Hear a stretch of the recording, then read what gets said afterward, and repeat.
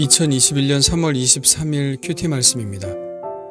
요한복음 16장 16절로 24절입니다.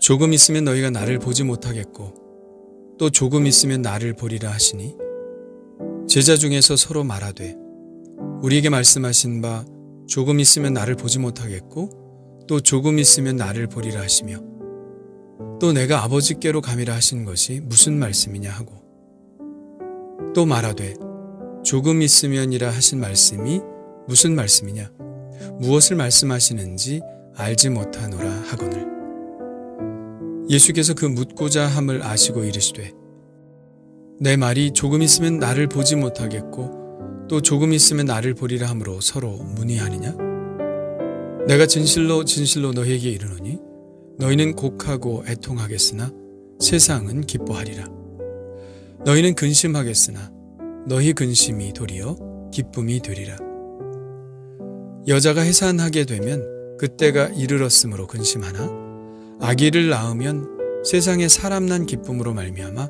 그 고통을 다시 기억하지 아니하느니라 지금 너희가 근심하나 내가 다시 너희를 보리니 너희 마음이 기쁠 것이요 너희 기쁨을 빼앗을 자가 없으리라 그 날에는 너희가 아무것도 내게 묻지 아니하리라 내가 진실로 진실로 너희에게 이르노니 너희가 무엇이든지 아버지께 구하는 것을 내 이름으로 주시리라 지금까지 너희가 내 이름으로 아무것도 구하지 아니하였으나 구하라 그리하면 받으리니 너희 기쁨이 충만하리라 아멘.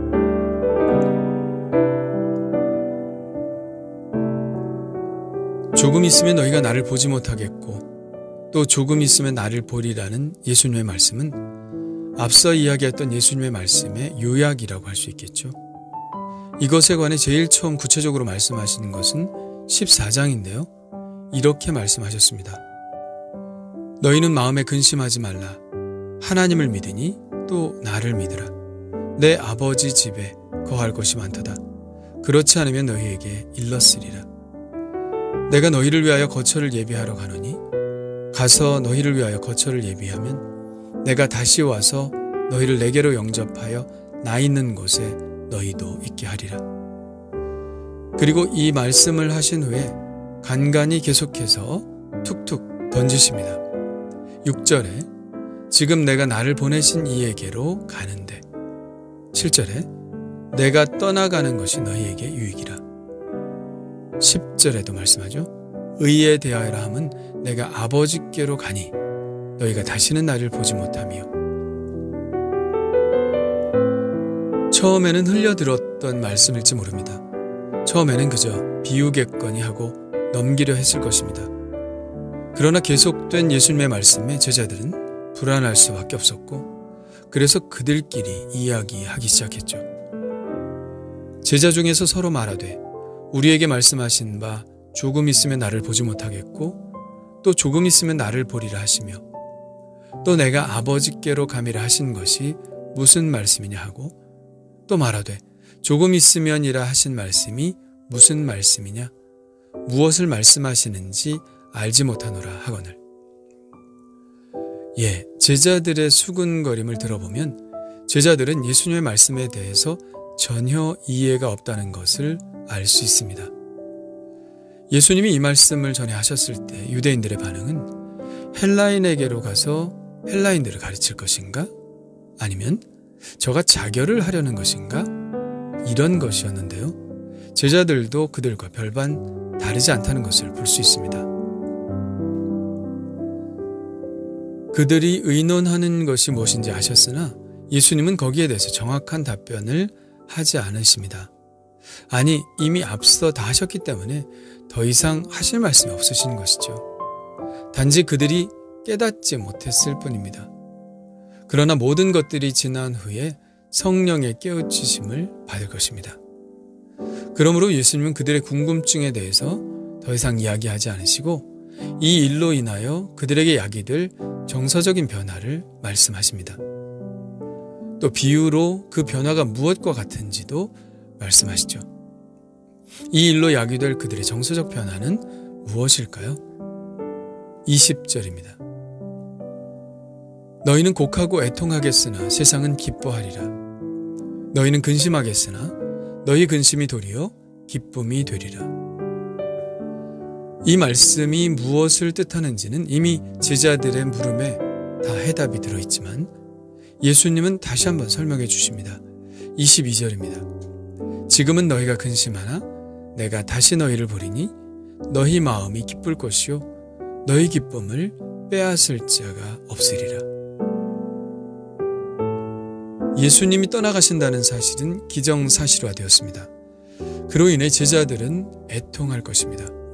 그러나 예수님이 다시 오시면 그들은 기쁨을 되찾을 뿐만 아니라 그 기쁨은 영원한 기쁨이 될 것입니다.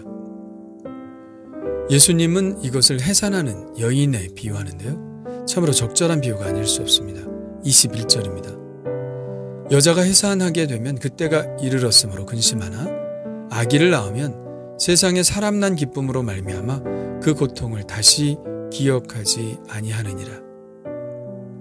지금 제자들의 근심은 그리고 그들의 애통은 오래가지 않을 것이라는 말씀입니다. 그리고 곧 그것과는 비교할 수 없는 큰 기쁨이 온다는 것이죠. 그렇다면 제자들은 그렇다 치고 우리는 이 예수님의 말씀을 제대로 이해하고 있나요? 아마 이 말씀을 보는 독자들은 두 가지로 나뉠 것입니다. 어떻게 생각하나요? 더 이상 예수님을 보지 못한다는 것은 십자가의 죽음 때문일까요? 아니면 승천하여 하나님의 나라에 가시기 때문일까요? 또 예수님을 다시 본다는 것은 부활을 이야기하는 것일까요? 아니면 재림을 이야기하는 것일까요? 어떻게 생각하시나요? 조금 있으면이라는 표현 때문에 우리는 예수님의 십자가의 죽음 그리고 부활을 이야기한다고 생각하기가 쉽습니다. 십자가의 죽음 때문에 슬퍼하지만 부활 때문에 기뻐한다는 것이라고 생각하는 것이죠. 그러나 지금까지의 전체적인 맥락을 살펴볼 때 이것은 승천하심과 다시 오심을 뜻하는 말씀입니다. 앞서 언급했던 14장의 말씀, 내가 너희를 위하여 거처를 예비하러 가노니, 이 말씀을 떠올리면 답이 나오죠. 그러나 십자가와 부활 사건이라고 해도 전혀 틀린 답은 아닙니다. 십자가 위에 올리심은 하늘에 올리심을 미리 보여주신 것이고 부활의 현현은 다시 오실 예수님에 대한 선취적 사건이기 때문입니다. 십자가와 부활은 궁극적으로 종말론적인 사건이죠. 십자가는 종말에 있을 심판을 보여주는 사건이며 예수님의 부활은 종말론적 하나님의 나라를 보여주는 사건의 다름이 아닙니다. 제자들은 예수님의 십자가의 죽음 때문에 근심할 것입니다. 그러나 예수님의 부활로 인해 다시 기뻐하죠. 그리고 예수님의 승천 때문에 또다시 슬퍼할 것입니다. 그러나 이 슬픔은 영원한 슬픔이 아닙니다. 예수님의 떠나심으로 성령이 오실 것이고 성령님은 예수님의 영으로 그들 안에 거하실 것입니다. 이것이 바로 또 하나의 다시 오심의 의미이죠. 그러므로 제자들은 슬픔을 거두고 그들 안에 계신 예수님과 또 앞으로 다시 만날 예수님에 대한 기대 속에 벅찬 삶을 살게 될 것입니다. 14장 19절의 말씀은 바로 그런 뜻이죠. 조금 있으면 세상은 다시 나를 보지 못할 것이로되 너희는 나를 보리니 이는 내가 살아있고 너희도 살아있겠습니다. 세상은 예수님을 죽었다고 하겠지만 성도들은 계속적으로 예수님을 만날 것입니다. 예수님은 살아계시고 성도들도 예수님과 같은 영생을 선물로 받았기 때문입니다. 이것이 바로 성도의 기쁨이죠.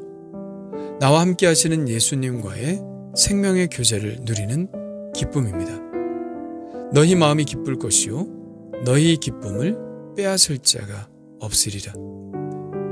예수님이 주시는 기쁨은 내 안에서 일어나는 것이기 때문에 그 누구도 빼앗을 수 없죠. 그렇다면 예수님이 우리 안에 살아계시고 늘 예수님을 만나는 기쁨을 충만하게 누리는 우리 그리스도인의 방식은 무엇일까요? 그것이 바로 기도죠. 기도는 예수님의 살아계심을 우리로 하여금 늘 실감할 수 있게 합니다. 23절입니다. 내가 진실로 진실로 너희에게 이르노니 너희가 무엇이든지 아버지께 구하는 것을 내 이름으로 주시리라. 지금까지는 너희가 내 이름으로 아무것도 구하지 아니하였으나 구하라. 그리하면 받으리니 너희 기쁨이 충만하리라. 기도야말로 예수님이 우리에게 주고 가신 귀한 선물이죠. 우리는 기도를 통해서 살아계신 예수님을 늘 실감합니다. 예수님이 우리와 함께 하시는 기쁨을 누릴 수 있는 가장 좋은 방법은 그러므로 기도죠. 기도는 예수님의 살아계심을 느끼게 하며 또 나를 여전히 사랑하고 계심을 확신하게 하고 언제나 나와 함께 하심을 신뢰하게 합니다. 그러므로 기도 없이 예수님의 존재를 느낄 수 없고 기도 없이 예수님이 주시는 기쁨을 누릴 수 없습니다.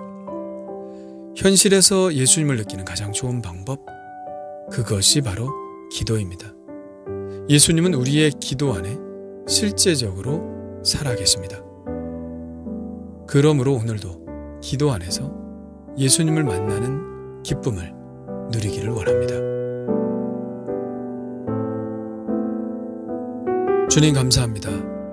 주님은 이 땅을 떠나가셨지만 다시 우리 안에 오셔서 우리와 함께 하심을 감사드립니다. 기도를 통해서 그 주님 계속적으로 만나기를 원합니다.